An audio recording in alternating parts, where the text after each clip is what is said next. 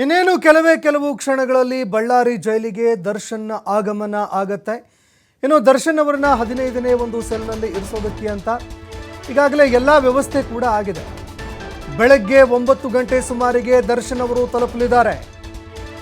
ಇನ್ನು ದರ್ಶನ್ ಅವರನ್ನ ತೆಗೆದುಕೊಂಡು ಹೋಗ್ತಾ ಇರುವಂತಹ ಜೈಲಾಧಿಕಾರಿಗಳು ಸರಿಸುಮಾರು 9 ಗಂಟೆಗೆ ಅವರು ತಲುಪ್ತಾರೆ ಅನ್ನುವಂಥದ್ದು ಗೊತ್ತಾಗ್ತಾ ಇದೆ.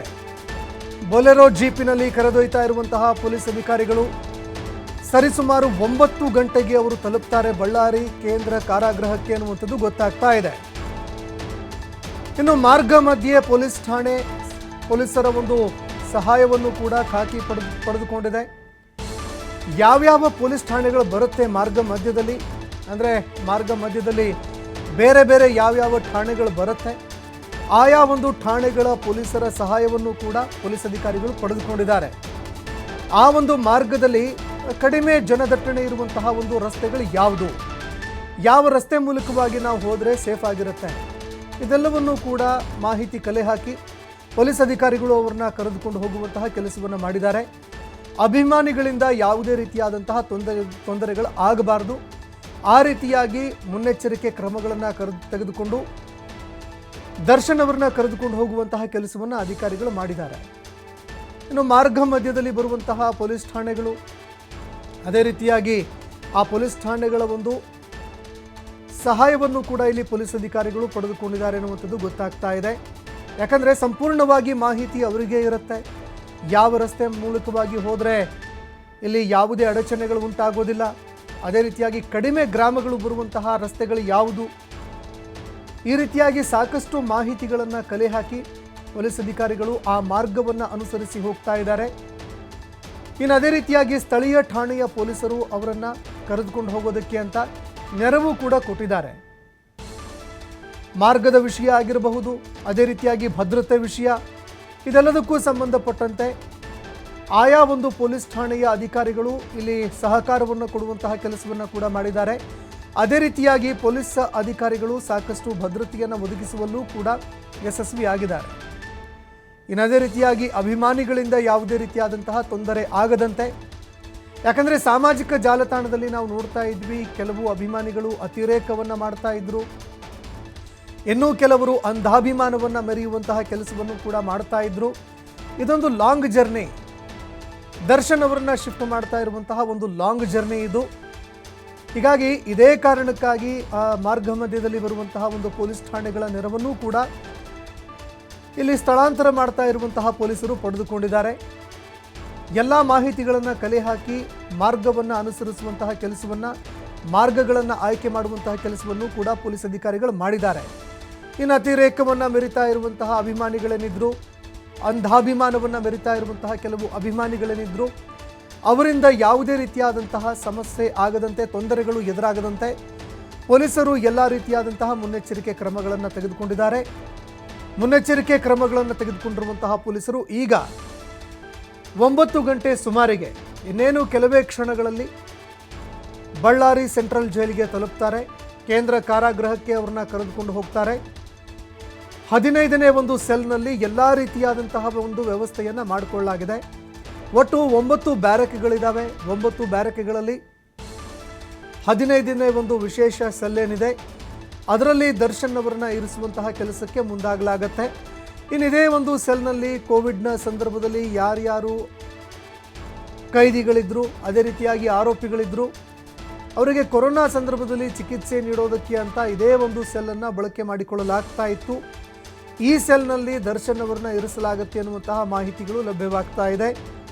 ಒಂದು ಪ್ರತ್ಯೇಕ ಟಾಯ್ಲೆಟು, ಅದೇ ರೀತಿಯಾಗಿ ಒಂದು ಸ್ನಾನಗೃಹ, ಒಂದು ಸಿಂಗಲ್ ಫ್ಯಾನ್ ಅಳವಡಿಕೆ ಮಾಡಿರುವಂತಹ ಈ ಒಂದು ಸೆಲ್ನಲ್ಲಿ ದರ್ಶನ್ ಅವರನ್ನ ಇರಿಸಲಾಗುತ್ತೆ.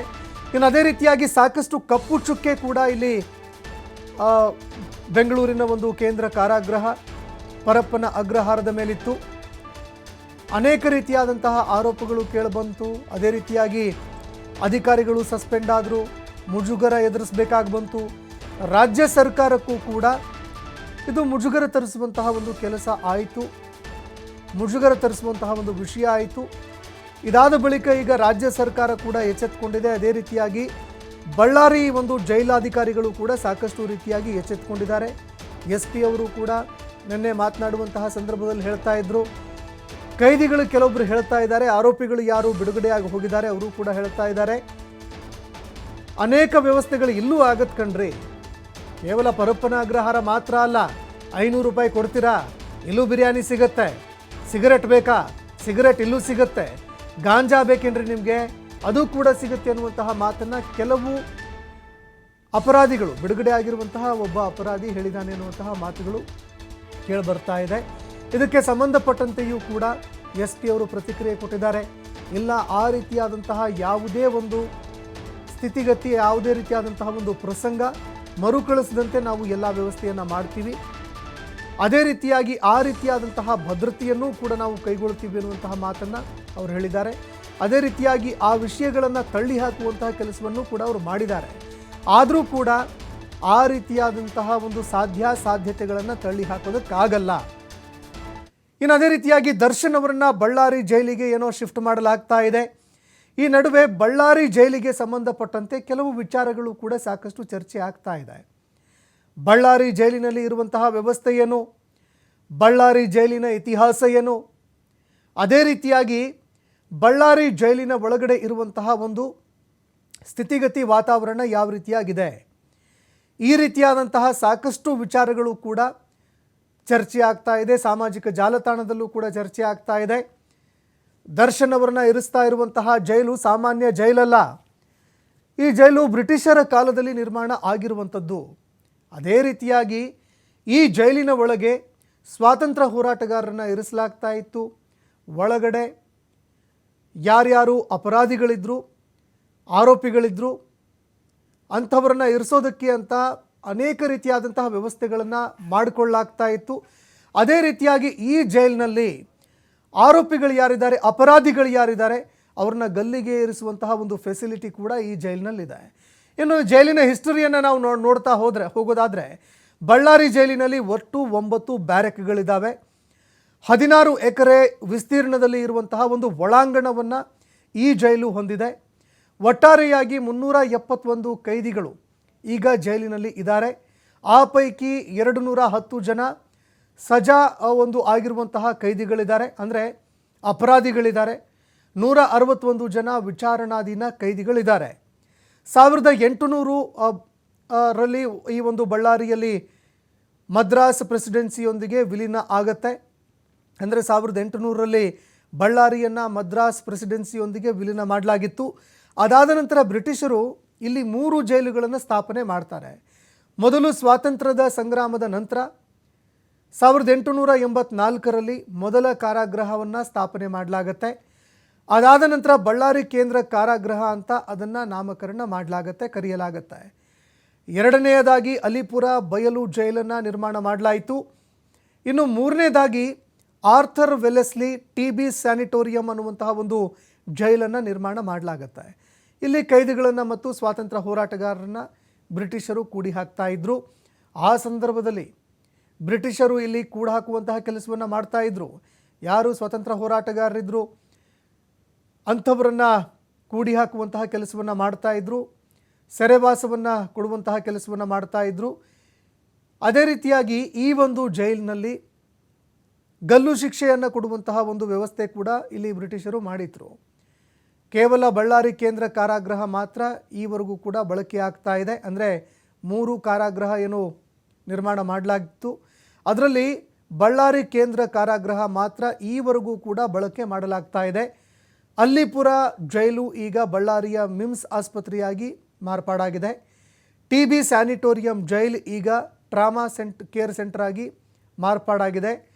ದೇಶದ ಪುರಾತನ ಜೈಲುಗಳಲ್ಲಿ ಬಳ್ಳಾರಿ ಜೈಲು ಕೂಡ ಇದೆ. ಅತ್ಯಂತ ಪುರಾತನ ಜೈಲುಗಳಲ್ಲಿ ಈ ಒಂದು ಜೈಲು ಈವರೆಗೂ ಕೂಡ ಇರುವಂಥದ್ದು. ಅದೇ ರೀತಿಯಾಗಿ ಬಳ್ಳಾರಿಯಲ್ಲಿ ಗಲ್ಲು ಶಿಕ್ಷೆ ಕೊಡುವಂತಹ ಒಂದು ವ್ಯವಸ್ಥೆ ಕೂಡ ಇದೆ. ಇಂತಹ ಒಂದು ಜೈಲಿಗೆ ಈಗ ದರ್ಶನ್ ಅವರನ್ನು ಶಿಫ್ಟ್ ಮಾಡಲಾಗ್ತಾ ಇದೆ. ಇನ್ನು ಅದೇ ರೀತಿಯಾಗಿ ಅನೇಕ ರೀತಿಯಾದಂತಹ ಒಂದು ವ್ಯವಸ್ಥೆಗಳು, ಅಂದರೆ ಆಧುನಿಕ ಸುಸಜ್ಜಿತವಾಗಿರುವಂತಹ ವ್ಯವಸ್ಥೆಗಳು ಕೂಡ ಇದ್ದಾವೆ. CCTV ಕ್ಯಾಮ್ರಾಗಳನ್ನು ಅಳವಡಿಕೆ ಮಾಡುವಂತಹ ಕೆಲಸಗಳಾಗಿರಬಹುದು. ಅದೇ ರೀತಿಯಾಗಿ ಆರೋಪಿಗಳು ಯಾರಾದರೂ ಆರೋಪಿಗಳನ್ನು ಏನಾದರೂ ವರ್ಚುವಲ್ ಮೂಲಕವಾಗಿ ನ್ಯಾಯಾಲಯಕ್ಕೆ ಹಾಜರುಪಡಿಸಬೇಕಂದ್ರೆ ಅಂದರೆ ಅವರನ್ನು ಬ್ರಾಡ್ಕಾಸ್ಟ್ ಮೂಲಕವಾಗಿ ಏನಾದರೂ ನ್ಯಾಯಾಲಯಕ್ಕೆ ಹಾಜರುಪಡಿಸುವಂಥ ಒಂದು ಅವಕಾಶ ಏನಾದರೂ ಬಂದರೆ ಆ ಸಂದರ್ಭದಲ್ಲಿ ವರ್ಚುವಲ್ ಮೂಲಕವಾಗಿ ಅವರನ್ನು ನ್ಯಾಯಾಧೀಶರ ಮುಂದೆ ಹಾಜರುಪಡಿಸುವಂತಹ ಒಂದು ವ್ಯವಸ್ಥೆ ಕೂಡ ಇಲ್ಲಿದೆ. ಅದೇ ರೀತಿಯಾಗಿ ಒಂದು ಪುರಾತನ ಜೈಲನ್ನು ಈಗಿನ ಒಂದು ಎಲ್ಲ ರೀತಿಯಾದಂತಹ ವಿಶೇಷತೆಗಳಿಗೆ ಅನುಗುಣವಾಗಿ ಅಭಿವೃದ್ಧಿ ಮಾಡುವಂತಹ ಕೆಲಸವನ್ನು ಕೂಡ ಮಾಡಲಾಗಿದೆ.